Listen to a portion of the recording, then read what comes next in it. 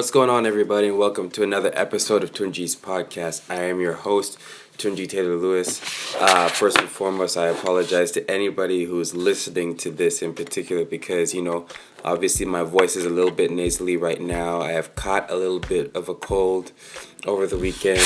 I'm just thankful that I got sick over the weekend and not during the week because I would have made work, what I'm saying, and everything else I have to do that much more difficult. But, I'm going to push through the podcast. I apologize if I'm low energy right now and, just excuse me if I say any words properly. I'm really nasally right now. So, how you're nasally, you say D instead of, the N sound. So, but anyway, I'm out here ready to record this thing. Man, Monday. I'll be posting this tomorrow on a Monday. So for those of you seeing this on a Monday, let's kill it this week. Let's have some fun. So something crazy happened to me, just this past week when I was watching The Fresh Prince of Bel-Air on Netflix. I've been binge watching that show because, excuse me. Up here in Canada, Netflix is sorry, let me try to gather my thoughts. Sorry, my head's really cloudy right now. Netflix Canada has The Fresh Prince of Bel-Air on. I don't think they have it down in the States, but they have it up here in Canada. And because I'm such a huge Will Smith fan, as I've said over and over and over again in these podcasts. I binge watched it and I was just, watching it, studying it. That was around the time when I was talking about in the past podcast how the real stars of The Fresh Prince of Bel-Air wasn't Will Smith, it was the writers, because the writing of that show is absolutely incredible. How they really break down, real situations in real life. And that show is really incredible. When I got to the last episode, I almost cried.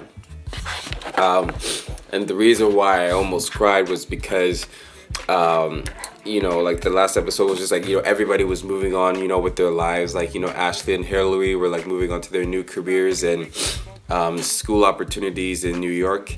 And Carlton had got accepted to Princeton University, so he was going to be going out to New Jersey. Uncle Phil and Aunt Viv decided that, okay, if everybody's moving out, then we're gonna move, out east as well. And the whole funny part of the episode was Will pretended that he had gotten a new apartment, but he really didn't, because he was just insecure about the fact that everybody else seemed to have something amazing going on in their life except him. But they ended up sorting that thing out. And the last scene was really all about just everybody hugging each other, telling how much they loved him, telling how much they were going to miss him. And it really reminded me of the time when, my family left Vancouver a couple years ago, it was now. Just realizing that those moments you take with your family, for granted, not for granted, but they just become the norm. And, when they leave, it's just such a huge moment. It's such a huge moment of being separated from, just such an amazing, environment of unconditional love. And, it just really brought back old memories, of hugging my dad, hugging my brother, my siblings, my mom, when they all went away to Toronto, when they all moved, and I stayed out here to pursue my career, which, I'm very glad to say, was definitely the right choice. Just in, the way, things have gone for me, what I've been able to build on social media.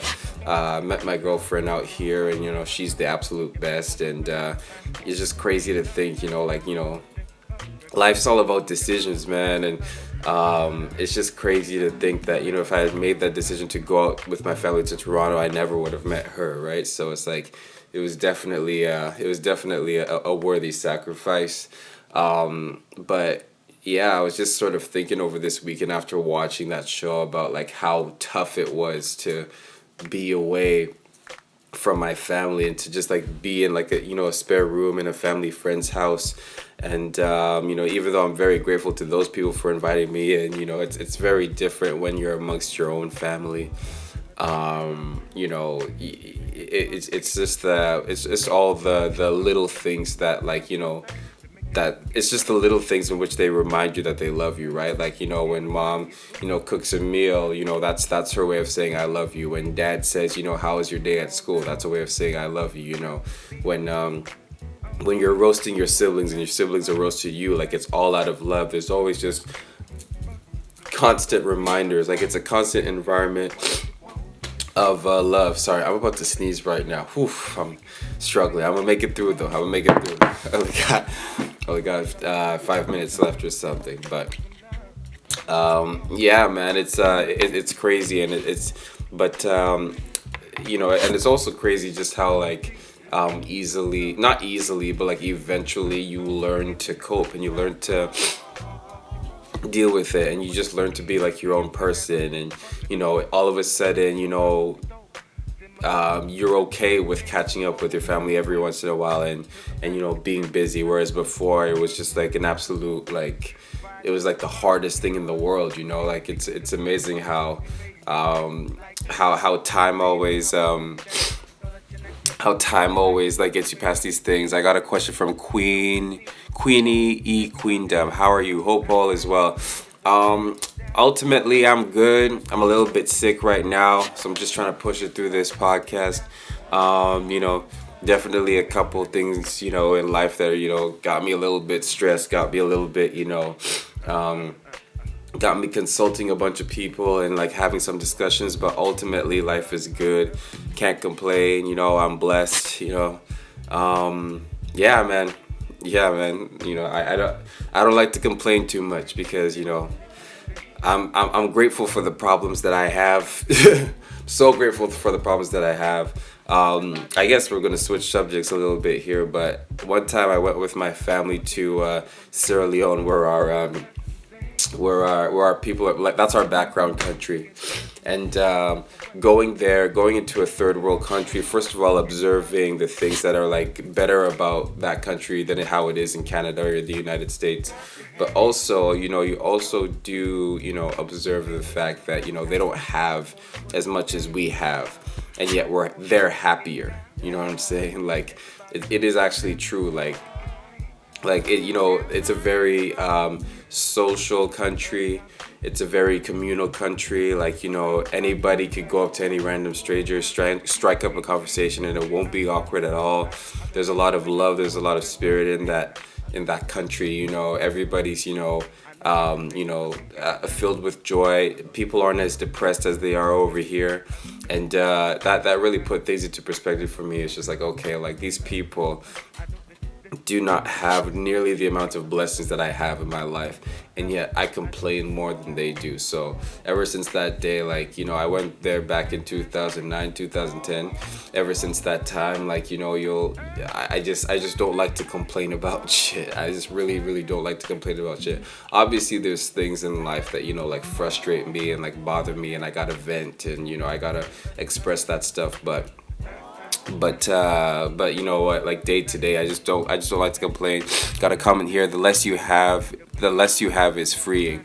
That's an interesting, that's interesting. I think in certain cases that's true, but in certain cases that's not true, because, you know, when you talk about the concept of financial freedom, then obviously you're talking about, you know, having a lot of money. But then people who don't have a whole lot and yet are content with what they have are truly satisfied. So, you know, that's interesting. I wonder if I agree with that or not. I think it just depends on the person at the end of the day. Depends on who you are, depends on your own, you know, individual happiness. Yeah, that's kind of it for me. But that's an interesting input. I had never really thought of things like that.